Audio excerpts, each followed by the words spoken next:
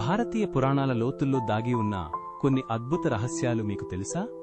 అవి మన ఊహకు కూడా అందనివి, పదే పదే చదివినా కొత్తగా అనిపించేవి.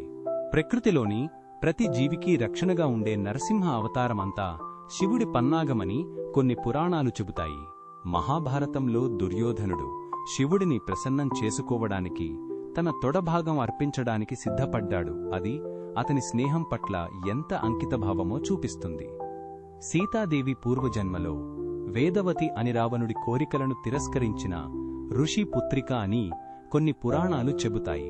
శ్రీకృష్ణుడి రథసారథి దారుకుడు తన రథాన్ని నడిపేటప్పుడు శ్రీకృష్ణుడి విశ్వరూప సందర్శనం పొంది మోక్షం పొందాడని భాగవతం చెబుతుంది.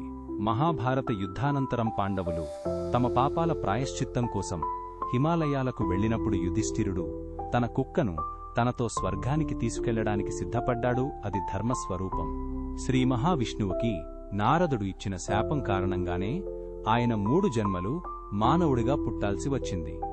సముద్ర మథనంలో దేవతలు, అసురులు కేవలం అమృతం కోసమే కాకుండా కల్పవృక్షం, కామ ధేనువు, ఐరావతం వంటి అనేక దివ్య వస్తువుల కోసం కూడా మథనం చేశారు.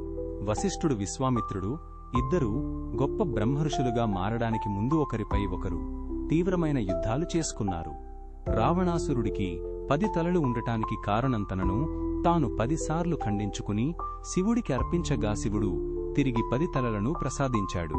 అగస్త్య మహర్షి సముద్రాన్ని మొత్తం తాగివేశాడని, తద్వారా దేవతలకు అసురులను సంహరించడానికి మార్గం సుగమం చేశాడని పురాణాలు చెబుతున్నాయి. ఈ రహస్యాలు విన్నప్పుడు మన చరిత్ర కేవలం గతాన్ని చెప్పే కథలా కాకుండా సమకాలీన ప్రపంచాన్ని సైతం వివరించే అద్దంలా అనిపిస్తుంది. ఇలాంటి మరిన్ని అద్భుత రహస్యాల కోసం మాతో కనెక్ట్ అయి ఉండండి. నమస్కారం.